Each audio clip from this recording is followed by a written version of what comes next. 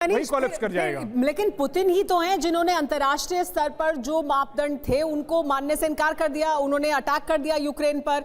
Ukraine एक आजाद मुल्क है, लेकिन उसके बावजूद वो उस पर हमला भी कर रहे हैं, उसकी संपत्ति को, उसकी जमीन को कब्जा भी कर रहे हैं, और वो किसी की सुन भी नहीं रहे। वो अपनी ताकत के दम पर ऐसा कर रहे हैं, तो फिर उनकी संपत्ति भी फ्रीज की जा सकती है। वो तो खुद ही नहीं मान रहे हैं ना अंतर्राष्ट्रीय कानूनों को।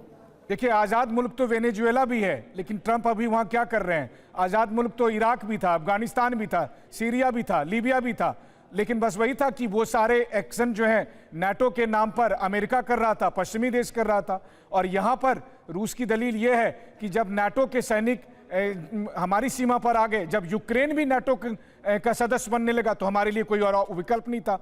तो सबसे बड़ी बात यही है कि अंतर्राष्ट्रीय नियम कानून इस आधार पर डिसाइड हो रहे हैं कि तोड़ने वाला कौन है। अगर तोड़ने वाला अमेरिका है, अगर तोड़ने वाला यूरोप है, तब तो कोई दिक्कत नहीं है। जब कोसोवो पर हमला हुआ था, जब युगोस्लाविया पर बॉम्बिंग हुई थी, तब तो नाटो ने किया था। उस वक्त ये अंतर्राष्ट्रीय कानून लागू नहीं हो रहा था, जब यूरोप के देश पर बमबारी नाटो कर रहा था। यानी संजय कुलकर्णी सर, हम ये कह सकते हैं कि जिसके पास ताकत है वो तो अपने हित को देख रहा है और उस हित को साध रहा है, लेकिन तब जबकि पैसे की बात आती है, एसेट्स की बात आती है, तब जबकि रूस से ही एनर्जी लेने की बात आती है, तो फिर कानून अलग हैं।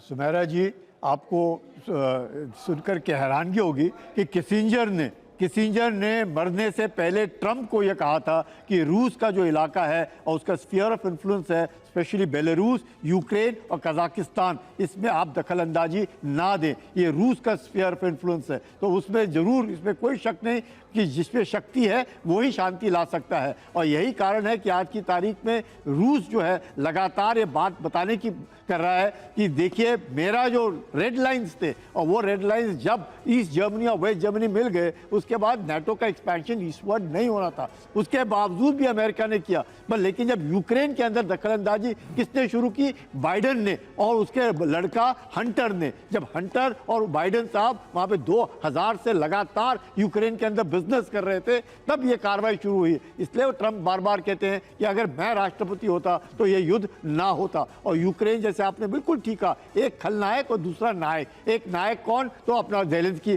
खलनायक कौन? तो जॉनसन। बोरिस जॉनसन ने एक खलनायक का रूप अपनाया और इस्तांबुल के टॉक्स को लेकिन संदीप जी, ये जो इस वक्त दुनिया में हो रहा है, जो हम युद्ध देख रहे हैं रूस यूक्रेन का, इससे भारत को क्या सीख लेनी चाहिए? हमें अपनी ताकत बढ़ानी चाहिए सबसे ज्यादा।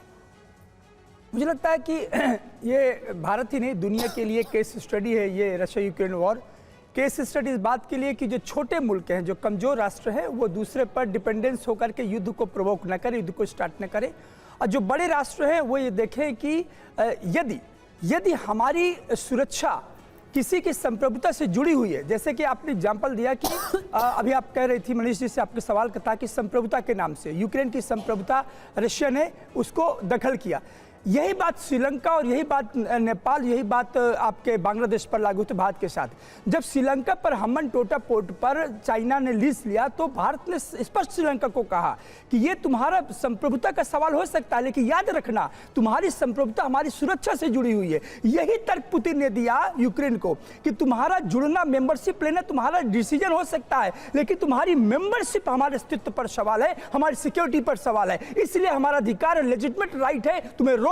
आवाज वही पुतिन कर रहे हैं, आवाज वही ज़ेलेंस्की मान रहे हैं। अभी मनीष जी कह रहे थे कि ये तय करता है कि रूल कौन तोड़ रहा है। जब अमेरिका रूल तोड़ता है तो ये कहता है कि ये डेमोक्रेसी है, और जब दुनिया का कमजोर राष्ट्र रूल तोड़ता है तो उसको कहते हैं कि इंटरनेशनल लॉ है। लेकिन मनीष, अब तो अमेरिका ने साफ कर दिया है, वो सिर्फ अपने हित देखेगा, और अगर उसके हित में है कि वो रूस के साथ दोस्ती करे तो वो करेगा। यूरोपियन यूनियन से अलग होना अगर उसके हित में है तो वो करेगा। यानी जो एक हम अभी तक देख रहे थे दुनिया में, जिसमें अमेरिका प्रोटेक्टर के रोल में था, अमेरिका ने अपने आप को उस रोल से अलग कर लिया। प्रोटेक्टर तो वो हो सकता है, लेकिन उसके लिए आपको पैसे देने होंगे, तब होगा। बिल्कुल सही बात। और यही अमेरिका की असली पहचान है कि अमेरिका सिर्फ और सिर्फ अपने हित के लिए काम करता है। देखिए, अमेरिका उसी हित के तहत भारत से उम्मीद लगाए हुए था कि भारत भी चीन के खिलाफ उसका एक नया यूक्रेन बन जाए, जो भारत ने बनने से इनकार कर दिया, जो भारत कभी भी नहीं बनेगा। भारत ने कहा कि हम अपना स्ट्रेटेजिक ऑटोनॉमी बरकरार रखेंगे। लेकिन देखिए, दूसरी बात साफ है कि यूरोप के साथ उनकी दोस्ती थी, आज उसने यूरोप को रूस के सामने वल्नरेबल पोजीशन पर लाकर रख दिया है। आखिर यूरोप ने मनीष वापस आते हैं, इस पर चर्चा जारी रखेंगे। इस बीच एक बड़ी खबर आ रही है, वो बड़ी खबर बता देते हैं। पुतिन को नेटो चीफ ने चेतावनी दी है, शांति डील के बाद हमला हुआ तो छोड़ेंगे नहीं। समझौते के बाद हमले का अंजाम खौफनाक होगा, यानी अगर समझौता हो जाता है, जिसकी बात हो रही है, शांति डील हो जाती है, तो उसके बाद कोई भी हमला बर्दाश्त नहीं किया जाएगा। यूक्रेन के लिए मजबूत सुरक्षा गारंटी पर हम काम कर रहे हैं, क्योंकि ये एक अहम मुद्दा है यूक्रेन के लिए। यूक्रेन चाहता है कि उसे मजबूत सुरक्षा गारंटी मिले, ठीक वैसी ही सुरक्षा गारंटी लगभग जैसी कि नेटो के तहत उसको मिलती अगर वो उसका सदस्य होता। मनीष, इसे किस तरह से आप देखते हैं कि अगर शांति डील हो जाती है, उसके बाद अगर कोई हमला होगा, तो क्या इसको सिर्फ एक रेट्रिक के तौर पर देखा जा सकता है? क्या है दरअसल इसके पीछे मकसद, जब मार्क रुटे ये कहते हैं? देखिए, नाटो की तरफ से जो सुरक्षा गारंटी की बात कही जाती है, उसके बाद तो मुझे शांति डील को लेकर वही कहना होता है कि ना नौमन तेल होगा ना राधा नाचेगी, क्योंकि इस शर्त पर तो शांति डील होगा नहीं, पहली बात। दूसरी बात, अगर वो ये कह रहे हैं कि हम रूस के खिलाफ हमला करेंगे अगर दोबारा से वो यूक्रेन पर हमला करेगा, रूस तो कह ही रहा है कि हम यूक्रेन पर हमला नहीं करते अगर यूक्रेन नाटो का सदस्य नहीं बनेगा, अगर यूक्रेन में यूरोपीय सैनिक नहीं आते। ये शर्त अगर ये मान जाते हैं तो रूस वैसे ही हमला नहीं करेगा।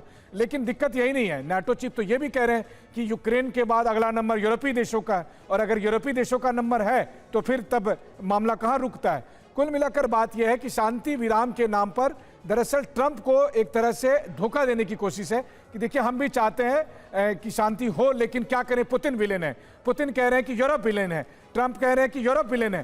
तो ये सब कुछ टाइम पास हो रहा है। इस बीच में सबसे बड़ी हकीकत यह है कि युद्ध के जिन मोर्चों पर हम और आप रिपोर्टिंग करके आए हैं, वहां इस वक्त भीषण युद्ध चल रहा है और वो नहीं रुक रहा है। जी हाँ, वो नहीं रुक रहा है, और ऐसा लगता भी नहीं है कि जो शांति डील जिसकी बार बार बात होती है उससे कोई नतीजा निकलने वाला है। यानी ये युद्ध ऐसे ही जारी रहने वाला है। फिलहाल यही तस्वीर दिखाई देती है।